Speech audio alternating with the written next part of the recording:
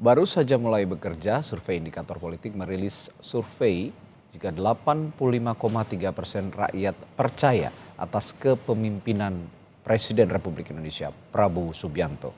Lalu apa yang membuat rakyat begitu yakin dengan pemerintahan Prabowo? Apakah pidato yang begitu berapi-api atau gaya kepemimpinan ala militer hingga penggemblengan para menteri? Kita akan bahas soal ini bersama sejumlah narasumber.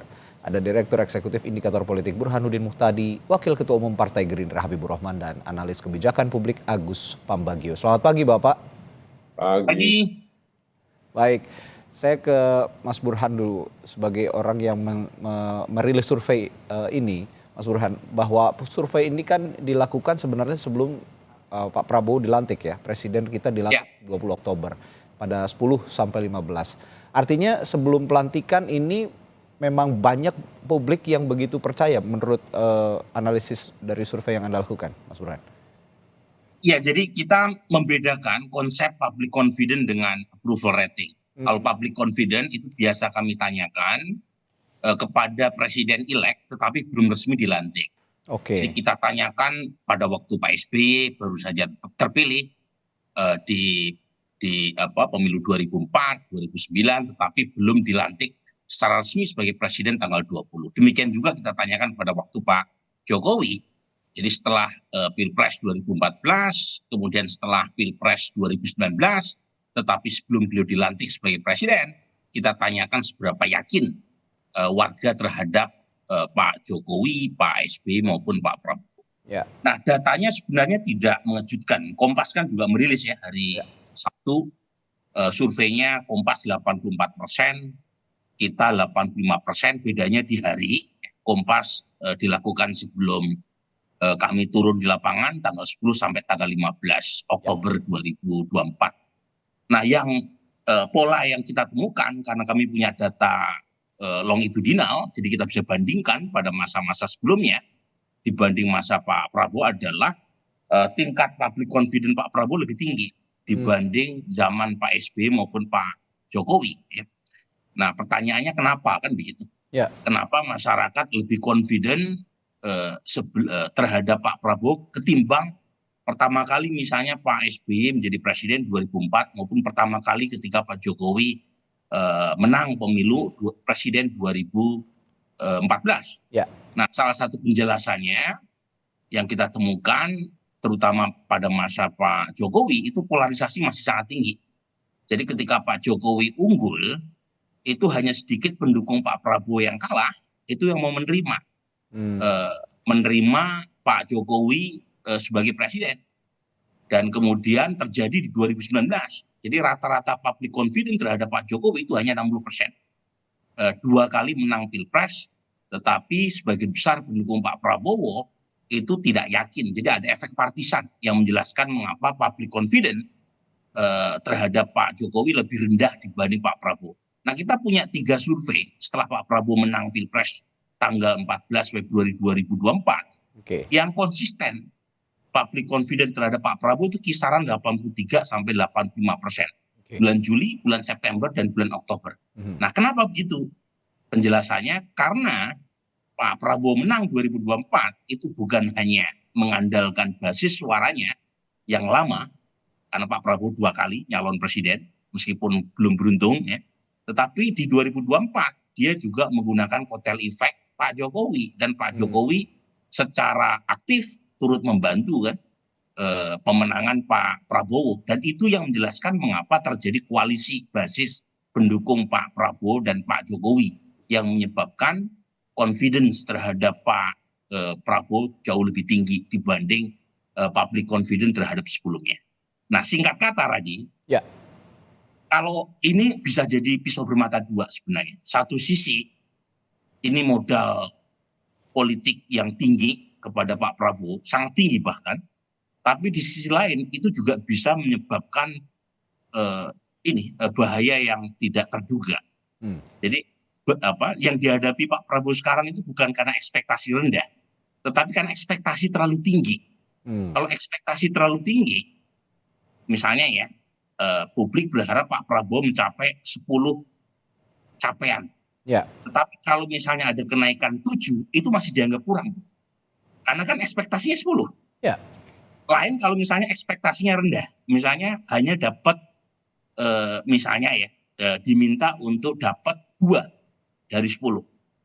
Misalnya Pak Prabowo mendapat 3 itu udah luar biasa karena ekspektasinya rendah. ya. Nah, jadi ini satu apa namanya satu bentuk ekspektasi yang terlalu tinggi yang seharusnya membuat Pak Prabowo maupun kabinetnya menjadi jauh lebih aware.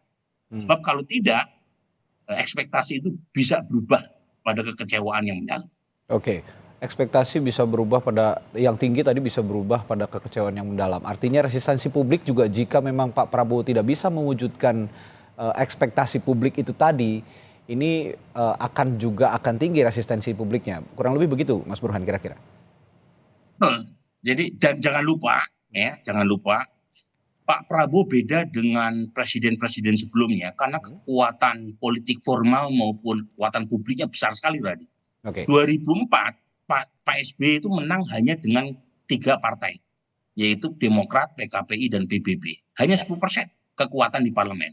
2014 Pak Jokowi menang hanya dengan 4 partai, PD Perjuangan, Hanura, PKB, dan Nasdem. Oke, Kekuatannya hanya 37% di parlemen. Jadi baik. dua-duanya itu koalisi yang sangat minoritas di parlemen.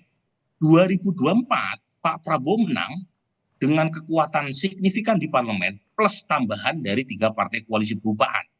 Jadi dari sisi koalisi politik formalnya sangat kuat di parlemen dan dari dukungan publik sangat tinggi. Oke, Ini yang saya sebut tadi, problem Pak Prabowo justru karena ekspektasi publik yang terlalu tinggi dan karenanya Pak Prabowo diharapkan bisa langsung memenuhi ekspektasi itu dan itu nggak mudah. oke, Nanti Mas Agus bisa sampaikan, ya. memenuhi ekspektasi itu nggak mudah karena seperti yang Mario Kumo sampaikan, when you campaign in poetry, but when you are elected, you govern in prose. Oke, Ketika kamu kampanye, kamu pakai puisi, tapi ketika kamu memerintah, kamu pakai prosa. Nah, di situ tuh kesulitannya. Dan saya terus terang berharap ya good luck buat Pak Prabowo ya dengan ekspektasi yang oke. terlalu tinggi. Karena tadi nggak mudah menurunkan ekspektasi yang tinggi tadi dalam realitas di lapangan. Ya, tidak mudah mewujudkan ekspektasi yang tinggi dalam realitas di lapangan dan dikhawatirkan jika ekspektasi tinggi itu tadi tidak bisa direalisasikan segera begitu ya, ada resistensi publik yang juga akan tinggi setelahnya. Saya kalau begitu menanyakan ke Bung Habibur Rahman sebagai partai politik penjaga utama, pengusung utama dari Pak Prabowo. Bung Habib, kalau ekspektasi yang tinggi seperti ini dan dikhawatirkan jika tidak bisa diwujudkan dalam waktu yang segera begitu akan ada resistensi yang tinggi. Anda sebagai penjaga Pak Prabowo, Partai Gerindra sebagai pengusung utama Pak Prabowo, menjaga keterpercayaan publik juga kepada Pak Prabowo. Apa saja yang sudah dicanangkan atau sudah digariskan begitu? Audionya masih di off, Bung Habib. Ya, Ya, baik, silakan. Itu kepada hasil survei yang dilakukan teman-teman, kita melihat adanya awal yang cukup baik Ya, ya, ya. yang amat baik kan ya terkait periodisasi kepemerintahan. Jadi dengan modal yang demikian besar, membuat aparatur negara kita, penyelenggara negara kita confidence, percaya diri menjalankan tugasnya. Nah, kami ya sejak jauh hari Pak Prabowo ikut kontestasi pilpres ya sejak 2009 bahkan sejak 2004 tentu punya konsep yang amat sangat matang untuk diimplementasikan ketika Pak Prabowo memegang kekuasaan. Nah, ukurannya kan memang 5 tahun. Ya. Tapi bukan berarti kita tidak punya ya rencana kerja menengah, rencana kerja jangka pendek. Yang itu semua sudah kita sampaikan juga secara terbuka kepada publik. Nah, itu yang kita jaga. Nah, tapi kalau melihat apa yang terjadi misalnya dalam beberapa minggu terakhir saja ya, antara apa yang disampaikan dengan apa yang diimplementasikan itu kan sudah sangat nyambung. Oke. Misalnya nih, terkait misalnya penegakan hukum dan demokrasi. Kita melihat kemarin saya baru rapat dengar pendapat umum ya. Ada 2 perkara cukup besar kemarin itu, yaitu soal eh, PTDH, pemberhentian tidak dengan hormat seorang perwira polisi rendahan, ya, yang memperjuangkan anti TPPO, namanya Pak Rudi Soik di NTT, Ya. ya, kita perjuangkan. Yang tadi PTDH langsung konkret, insya Allah tidak jadi PTDH, ya. Kemudian ada kasus tewasnya tahanan, ya, di mana di Palu, Polres Palu, langsung konkret oknum orang yang menyebabkan tewasnya tahanan itu menjadi tersangka, ya, dibidik dengan pasal-pasal yang amat berat. Begitu juga terkait kesejahteraan hakim. Jadi hal-hal yang langsung bersifat eksekusi, langsung bersifat aksi, ini sudah kita pertontonkan kepada publik. Saya mendapat pesan pribadi, ya, direct message dari banyak sekali orang, ya, yang merasa ekspektasi mereka sejak awal sudah mulai terpenuhi dengan hal-hal teknis, hal-hal yang bersifat langsung aksi yang kita lakukan. Nah, ini bukan hanya di eksekutif, Mas, juga di legislatif, ya. Nah, ke depan ya hal-hal tersebut akan kita dorong terus. Jadi kalau orang tadi membayangkan Pak Prabowo kabinetnya terlalu gemuk, ya kan, fungsi check and balance antara legislatif dan eksekutif nggak jalan. Itu kan pondasi dari berbagai parameter keberhasilan penyelenggaraan pemerintahan kan. Nah, itu ternyata sudah berjalan amat sangat baik saat ini. DPR itu bukan sekedar menyampaikan narasi-narasi sinis terhadap eksekutif, tapi saling berkontribusi, ya kan, saling mencari solusi dan ketemu solusinya di hampir setiap persoalan yang datang kepada kami. Ketemu solusinya dan langsung selesai. Kita tahu para penegak hukum kita, hakim, ya, kemarin diributkan akan demo dan sudah mogok, ya, sudah cuti massal, bisa tiba-tiba mendapat kenaikan yang sangat luar biasa, 60%, ya, kalau nggak salah, ya, kenaikan tunjangan terkait kesejahteraannya. Nah, ini kan langsung. Nah, ke depan di sektor-sektor lain, di komisi-komisi lain, bukan ke depan, ya, saat ini juga tengah berlangsung. Kita lihat kemarin, ya, di Komisi 6, ya, teman-teman berhasil menggolkan banyak kebijakan-kebijakan terkait infrastruktur, ya, dengan melibatkan BUMN di berbagai daerah. Nah, ini saya pikir terlihat kecil, Pak, terlihat sederhana dan terlihat kasuistik. Tapi justru inilah, ya, yang akan menjadi puzzle, ya, tercapainya parameter-parameter keberhasilan Pak Prabowo baik jangka pendek, jangka menengah maupun jangka panjang. Ya. Begitu kurang lebih. Oke, Pak Agus, benarkah Anda melihat juga ada pola-pola positif yang sudah berjalan di awal masa pemerintahan Pak Prabowo ini? Ataukah ada yang perlu juga ditambah lagi, digenjot lagi, akselerasi kerjasama untuk mewujudkan program-program kerjanya, Pak Agus?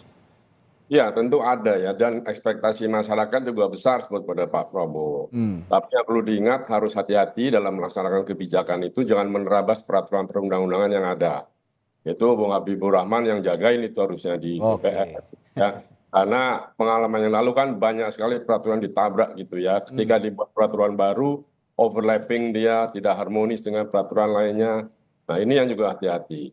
Misalnya kemarin sudah banyak di media sosial membahas itu biaya siapa kemarin ke Magelang gitu. Ada yang bilang, oh itu biaya Pak Prabowo. Hati-hati, biaya pribadi itu tidak bisa dibelanjakan begitu saja, nanti bisa fraud gitu.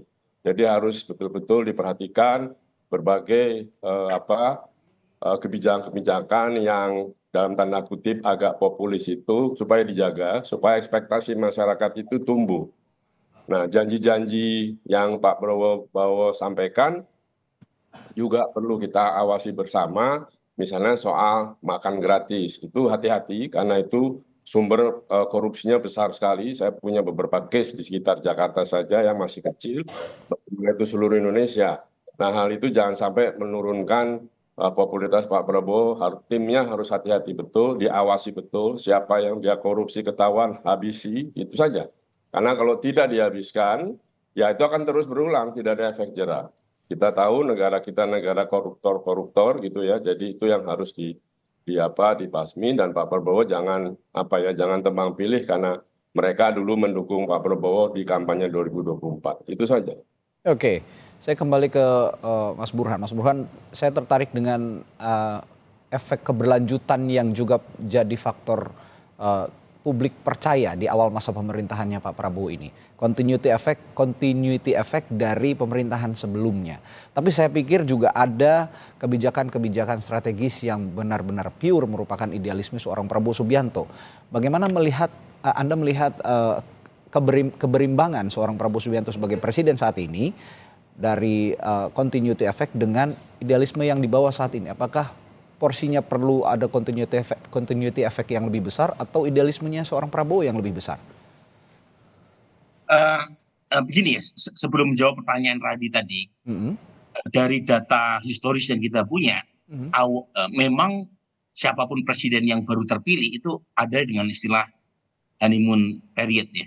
Ya, Jadi ada periode bulan madu. Dan itu juga kita temukan zaman Pak SBY, zaman Pak Jokowi pertama kali terpilih sebagai presiden. Meskipun lagi-lagi seperti yang tadi saya sampaikan, tidak setinggi sekarang. Ya. Dulu mengalami masa bam gitu ya setelah terpilih. Tetapi lagi-lagi namanya ibarat pengantin baru itu kan apapun terasa indah ya. Nah, nanti baru terasa itu kalau sudah sekian lama menjabat. Nah, tentu kita belum tahu karena memang Pak Prabowo baru berapa hari ya terpilih dilantik sebagai presiden, dan karenanya kita perlu tahu juga seperti apa impact ya kebijakan dan sekaligus orientasi Pak Prabowo. Kalau sekarang kan menurut saya it's too early to tell. Ya. Kita masih mereka-reka apa yang mau dilakukan oleh Pak Prabowo, kecuali yang terlihat dengan pasti adalah postur kabinetnya lebih besar ketimbang zaman Pak SBY maupun Pak Jokowi. Ya, kemudian kritik mulai muncul di media sosial. Memang kita belum tahu apakah efek kritik di media sosial itu meluber ke bawah terkait dengan postur yang besar tadi. Tetapi kaitannya dengan pertanyaan Radit tadi soal continuity effect dan seterusnya, saya percaya Pak Prabowo punya instingnya sendiri. Ya. Misalnya ya, yang berkaitan dengan isu-isu internasional itu jelas beda dengan Pak Jokowi. Pak Jokowi orientasinya lebih domestically oriented, lebih inward looking. Sementara Pak Prabowo terlihat sekali dia punya concern yang sangat kuat terhadap isu internasional. Mungkin karena sekolahnya banyak sekali kan di luar negeri ya, di Malaysia, kemudian di Swiss pernah, kemudian juga di Inggris, penguasaan bahasa asingnya juga banyak ya. Bukan hanya bahasa Inggris, bahasa Jerman, bahasa Prancis. Jadi mungkin itu yang membedakan satu idiosinkratik yang berbeda antara Pak Jokowi dengan Pak Prabowo. Yang kedua, ya program makan bergizi gratis itu jelas beda. Kalau Pak Jokowi kan orientasinya lebih ke pembangunan fisik, ya, infrastruktur, digeber habis.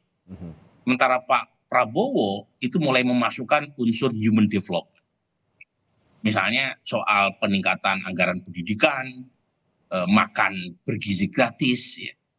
Itu kan jelas human development. Nah, di sini trikinya, biasanya pembangunan fisik itu lebih cepat dilihat hasilnya. Tapi kalau pembangunan manusia, itu program atau orientasinya jangka panjang. Memang ada nuansa populistiknya. Karena tiba-tiba kalau ada makan bergizi gratis di banyak sekolah negeri, itu kan ada nuansa populistik luar biasa itu.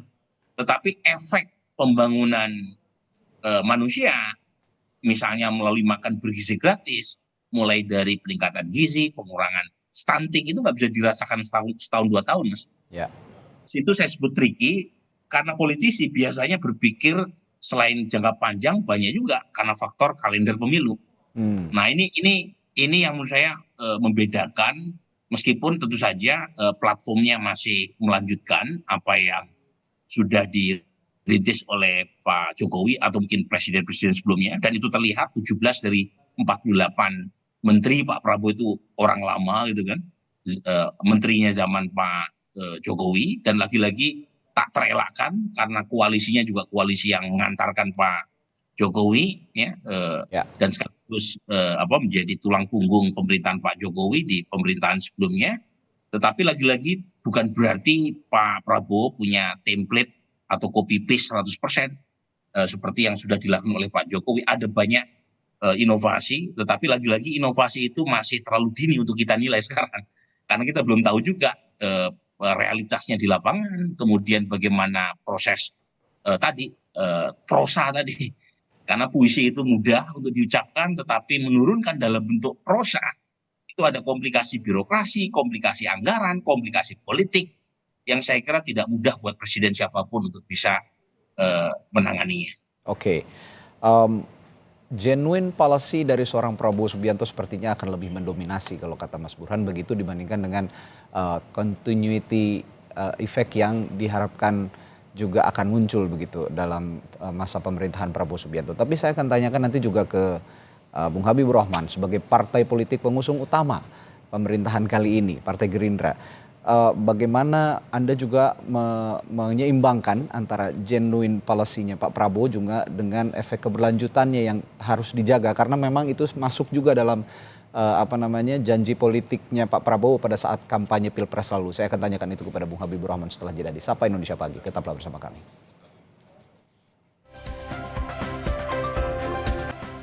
Saudara, genuine policy dari seorang Presiden Prabowo Subianto tadi dikatakan Mas Burhan akan lebih dominan tampaknya dalam masa pemerintahannya, mengingat juga ini akan menjadi genuine policy juga dari seorang Prabowo Subianto. Tapi tidak lupa juga ada janji-janji keberlanjutan yang dikatakan dalam narasi-narasi Prabowo Subianto selama masa kampanye sebelum dilantik menjadi presiden. Saya akan tanyakan kepada Bung Habib sebagai partai politik yang mengawal Pak Prabowo. Bagaimana menyeimbangkan juga genuine policy-nya seorang Prabowo Subianto dengan kerja-kerja keberlanjutan yang pernah dicanangkan sebelumnya dalam kampanye Pilpres, Bung Habib? Ya, kita mengapresiasi masukan dari rekan-rekan ya. Cuma kalau kita boleh berdiskusi ya, menurut saya kita tidak harus selalu mempertentangkan. Memang seksi dari segi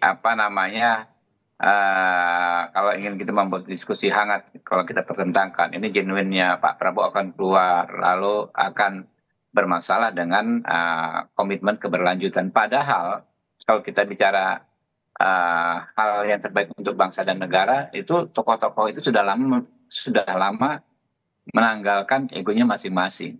Ini bukan soal mengurus 1-2 perusahaan dengan passion pribadi masing-masing ya, bukan dengan minat bakat cita rasa pribadi masing-masing. Ini mengurus bangsa dan negara, concernnya adalah kepentingan bersama. Jadi saya pikir kita saja kalau mengerjakan sendiri sesuatu selalu melakukan yang namanya evaluasi. Begitu juga ketika kita bekerja sama dengan pihak-pihak lain. Evaluasi ini bukan bentuk sebagai resistensi terhadap komitmen keberlanjutan. Kalau toh misalnya ini periode keduanya Pak Prabowo, tetap akan dilakukan evaluasi terhadap kebijakan-kebijakan yang terdahulu. Nah, kita contoh saja banyak ya hal yang memang orang kaget-kaget ya. Pak Prabowo ini menangkalkan betul egonya ketika dia menjadi pemimpin, dia bernegara. Contoh misalnya paling gampang ya, orang dulu sering menganggap Ibu Sri Mulyani ya sebagai seorang menteri yang kadang-kadang kebijakannya bertentangan dengan kebijakannya Pak Prabowo. Ini anggapan ya, apakah benar atau salah, tapi ada anggapan itu. Yeah. Tapi faktanya ya, ketika Pak Prabowo ya dengan cermat melihat kinerja Ibu Sri Mulyani, tambah lagi ada waktu beberapa bulan kemarin ya, ada tim sinkronisasi menjadi Wamenkyu ya, Mas Tommy Jiwandono ya. Yang terjadi justru kan kalau orang melihat seperti mengagetkan ya. Bukannya Pak Tommy di sana menjadi bridging antara menteri lama dengan menteri baru, justru malah Ibu Sri Mulyani mendapatkan tugas kembali dari Pak Prabowo. Yeah. Ini kalau kita bicara soal ego, ya soal baper-baperan, kalau orang lain bisa saja, ya, wah ini agak sulit komunikasi dan lain sebagainya. Tapi bicara kepentingan bangsa dan negara, kita nggak bisa mengelak bahwa Ibu Sri Mulyani itu the right woman on the right place, gitu, istilahnya, iya kan? Dan itu kan diabaikan semua hal tersebut. Dan kami di Gerindra sudah lama melihat hal seperti ini, ya. pihak-pihak yang dahulu bertentangan secara politik, secara hukum dengan Pak Prabowo, ketika kita sama-sama melakukan evaluasi, kita sama-sama berdiskusi, ternyata kita punya komitmen kebangsaan yang sama, ya, punya frekuensi pemikiran yang sama kalau kita bicara hal-hal yang terbaik untuk bangsa ini. Ya, udah kita tanggalkan. Kebaperan masing-masing, ego masing-masing kita tanggalkan, nanti kita bekerja sama. Jadi kalau ada bentuk evaluasi terhadap praktek-praktek yang tempus deliktinya, istilahnya kalau di hukum itu kan terjadi sebelum ini, untuk perbaikan di masa yang saat ini dan akan datang, bukan berarti kita mengabaikan yang namanya komitmen keberlanjutan atau ingin menonjolkan ego, ya, genuine policy. Itu kan bukan soal ego, genuine policy itu. Kalau kita bicara soal kebangsaan sih, saya pikir ternyata sama kok, ya, garis besarnya sama. Saya tuh buka, ya, yang namanya nawacitanya Pak Jokowi, kemudian kita bandingkan dengan visi misi programnya Pak Prabowo di periode yang sama. Secara garis besar sih sama, yang satu ingin membuat Indonesia kuat, yang satu bahasanya nomenklaturnya ingin membuat Indonesia mandiri dan lain sebagainya, sampai keturunan-turunannya. Saya mencernanya sebagai sesuatu yang secara garis besar sama. Nggak ada perbedaan tajam ideologis, ya kan, yang akhirnya menimbulkan yang disebut genuine policy, berbasiskan perbedaan tajam ideologis, itu nggak ada. Kalau hal ihwal misalnya manusiawi, ya, kita mengevaluasi, lalu ada pikiran-pikiran Pak Prabowo yang memang selama ini dia cita-cita yang diimplementasikan saat ini dan memang tidak ada contoh sebelumnya di eranya Pak Jokowi, menurut saya itu manusiawi, hal yang sangat ini, dan itu nggak akan menimbulkan masalah menurut saya. Nah, inilah semangat ini yang sebetulnya menurut saya sekarang kami pedomani, ya, dan terus kami tularkan ke teman-teman ini semua. Sudah, ya, kita galang ini yang namanya narasi persatuan, narasi menggalang itu ternyata tidak jangan hanya ada di tingkatan elit, termasuk di kita, yaitu sama-sama kita dorong, kita ikhtiarkan lah, gitu. Ya, tidak ada masalah untuk menjalankan genuine policy Pak Prabowo dengan narasi besar yang juga disuarakan oleh Pak Prabowo terkait keberlanjutan, karena itu juga sudah diwujudkan, termasuk mungkin salah satunya mewujudkannya dengan menteri-menteri yang sekarang ada di kabinetnya Pak Prabowo itu juga merupakan menteri-menteri yang ada di kabinetnya Pak Jokowi sebelumnya. Nah, saya kalau begitu berbicara juga soal postur kementerian lembaga yang ada sekarang, Pak Agus, dengan banyaknya skuad menteri, wakil menteri, staf khusus, kepala badan, utusan dan segala macamnya itu tadi. Dari sisi kebijakan publik untuk mengakselerasi percepatan perwujudan program-program kerja, apakah itu juga sudah positif dinilai oleh publik, Pak Agus? Yang sekarang akan dirasakan oleh masyarakat atau publik adalah kita semakin terpinggirkan dengan banyaknya forwarder dari 100 lebih menteri atau perangkat presiden. Itu satu. Kedua, kalau kita tanya ini sudah berapa, kita masih tunggu SOTK-nya, ya kan, struktur organisasi tata kerja yang akan dibereskan oleh Menteri Pan-RB. Nah, semua tadi yang disampaikan itu akan sulit dilaksanakan ketika nomenklatur istilahnya ini belum selesai. Karena setelah nomenklatur selesai, lalu ke Kementerian Keuangan untuk minta gaji. Kita ingat IKN 18 bulan tidak bergaji karena nomenklaturnya belum selesai. Nah, ini saya ingatkan berhati-hati karena pengalaman saya duduk lalu memikirkan bersama penggabungan 2 kementerian, itu baru setelah 2 tahun kita bisa berjalan dengan baik. Bolak-balik dengan Menteri Pan-RB itu cukup melelahkan, begitu pula dengan Kementerian Keuangan, dan nanti minta anggarannya setujuan ke DPR. Di situ ada Bung Habib, semoga dia bisa memperlancar hal itu. Nah, ini perlu waktu, sementara tuntutan masyarakat sangat kencang terhadap kebijakan presiden. Ini harus diwaspadai oleh tim kepresidenan. Jangan saling komentar, kalau bisa yang berkomentar satu sajalah, supaya tidak semua menteri berkomentar, nanti repot urusannya. Kalau begini ya, kecuali bisa diatur, Pak Prabowo punya kewenangan untuk mengatur itu.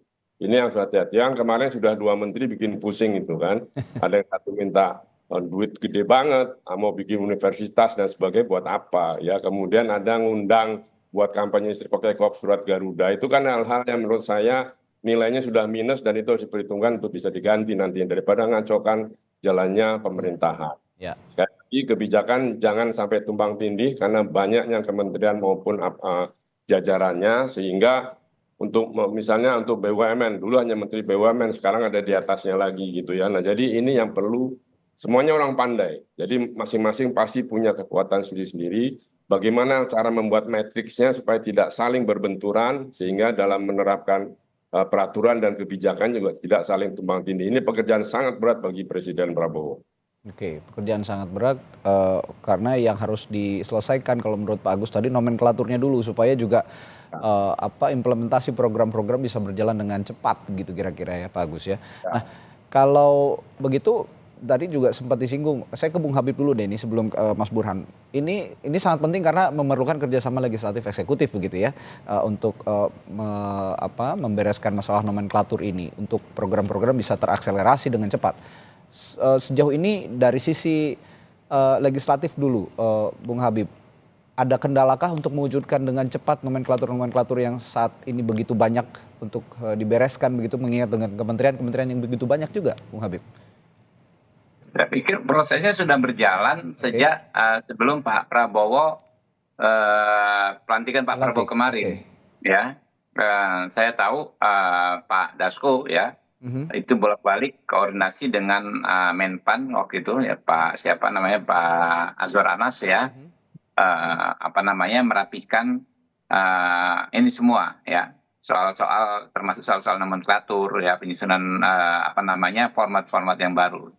Nah dan prinsipnya kan sebagian besar perubahan ini kan hanya pemfokusan ya urusan-urusan kenegaraan yang tadinya ada di satu kementerian menjadi di beberapa kementerian sehingga penyesuaiannya menurut saya tidak akan terlalu rumit ya dan bukan berarti menjadi beban yang teramat besar. Hal seperti itu saya pikir bisa diselesaikan dalam waktu yang cepat tapi tentu kami berterima kasih ya kepada teman-teman, kepada Mas Agus ya dan lain sebagainya bahwa ini bukan sesuatu yang bisa dianggap sepele ya.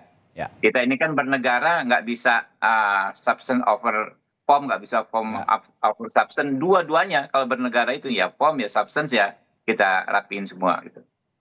Oke, nah dari problem-problem itu semua yang harus dibereskan dan optimisme juga dari parlemen, dari publik maupun juga dari pemerintahan yang sudah dibangun melalui retreat yang sudah dilakukan oleh Pak Prabowo kemarin dengan menteri-menterinya. Saya ke Mas Burhan kalau begitu sebagai penutup. Dengan segala problematika dan optimisme ya yang sekarang ada, ini Anda bisa prediksi bahwa 100 hari kerja Pak Prabowo ini juga bisa diimbangi dengan keterpercayaan publik? Begini Mas Radi ya, 100 hari itu terlalu pendek ya untuk menciptakan quick wins. Yang paling terlihat adalah dalam waktu 3 bulan ke depan itu ada gesture yang meyakinkan dari pemerintahan Pak Prabowo. Tadi satu sudah disinggung oleh Mas Agus, itu berkaitan dengan postur kabinet yang besar itu harus diselesaikan urusan tata kelolanya. Karena pengalaman misalnya di BRIN, Badan Riset Inovasi Nasional itu butuh 3 tahun untuk menyelaraskan dari sisi strukturnya. Jadi dalam waktu 3 bulan ke depan urusan-urusan yang berkaitan dengan pembentukan atau pemekaran kementerian baru itu harus beres. Jadi kemudian yang kedua itu berkaitan dengan government spending. Kan 3 bulan ke depan itu artinya memanfaatkan selama 2,5 bulan terakhir agar anggaran pemerintah bisa diserap sebanyak mungkin. Dan itu biasanya punya impact secara langsung atau tidak langsung terhadap pertumbuhan ekonomi. Karena kalau misalnya tidak segera diserap, itu kan dananya hangus. Jadi 2 itu yang paling terlihat. Nah, saya pribadi meminta kepada publik untuk tidak terlalu tinggi ekspektasinya. Karena itu punya implikasi yang cukup berat, Mas Radi. Karena kalau misalnya berharap Pak Prabowo seperti Superman, ya, simsalabim kemudian beres, itu juga nggak rasional kan, nggak logis gitu. Jadi perlu menyelaraskan antara ekspektasi dengan realitas. Bahwa kita perlu optimis, iya, tetapi kita juga harus realistis kan untuk melihat keadaan. Dan karenanya kita melihat angka-angka tahun depan ada 800 triliun bunga yang utang yang jatuh tempo itu dari bunganya saja. Dan 200 triliun utang kita jatuh tempo tahun depan dari pokoknya. Jadi total ada 1.000 triliun. Nah, apakah dibayar sebagian ataukah ada renegosiasi? Tapi poinnya adalah ada 1.000 triliun yang utang jatuh tempo tahun depan. Belum lagi rencana kenaikan PPN 12% ya awal tahun 2025. Belum lagi banyak program Pak Prabowo yang kita tahu punya efek terhadap fiskal kan. Termasuk misalnya soal program makan bergizi gratis, penguatan sektor pertahanan, pertanian, belum lagi IKN ya kalau misalnya mau dilanjutkan dan seterusnya. Jadi ini jelas memberi efek kan terhadap fiskal, sementara kita tahu dana kita yang tersedia kan nggak banyak. Nah, pertanyaannya dari mana sumber kreativitas dan inovasi dari pemerintah untuk mendapatkan dana untuk menopang anggaran yang besar tadi? Bisa jadi dari pajak, tetapi itu punya risiko untuk menurunkan approval rating, apalagi misalnya menaikkan harga BBM, itu jelas punya impact langsung menurunkan approval rating, atau menambah utang. Jadi ada beberapa ini skenario kan. Tetapi lagi-lagi saya berharap kita jangan jangan berharap semua perubahan itu bisa berlangsung cepat, karena perlu waktu. Dan jangan lupa gitu ya, ekspektasi publik itu harus dikelola. Sebab kalau nggak dikelola, tadi jatuhnya justru malah menimbulkan kekecewaan yang mendalam, dan itu punya impact kepada kebijakan yang hanya sekedar memuaskan masyarakat jangka pendek, tetapi tidak sustain secara policy. Jadi perlu cari titik keseimbangan untuk mendapatkan satu impact yang positif jangka panjang tanpa harus menurunkan tingkat kepuasan publik terhadap. Ya, ekspektasi publik harus dikelola. Tadi kalau kata Mas Burhan, 100 hari memang terlalu pendek untuk mewujudkan semuanya. Tapi pasti saya yakin Bung Habib dan teman-teman di kabinet juga, Wakil Ketua Umum Partai Gerindra, Bung Habib ini akan juga mengajak semua unsur yang terlibat dalam pemerintahan Pak Prabowo Gibran untuk setidaknya ada program kerja prioritas terlebih dahulu yang bisa disodorkan kepada publik untuk direalisasikan, sehingga ekspektasi publik yang harus terjaga itu juga bisa terwujud, bisa terlaksana dengan baik, sehingga publik juga bisa diajak untuk berpikir realistis sesuai dengan apa yang kondisi realita yang ada sekarang di pemerintahan Prabowo Gibran. Demikian, terima kasih Mas Burhan, Direktur Eksekutif Indikator Politik, lalu juga analis kebijakan publik Pak Agus Pambagio, serta Wakil Ketua Umum Partai Gerindra Habibur Rahman telah berbagi perspektifnya pagi hari ini di Sapa Indonesia Pagi. Sampai jumpa lagi, sehat selalu Bapak-Bapak. Terima kasih. Terima kasih semuanya.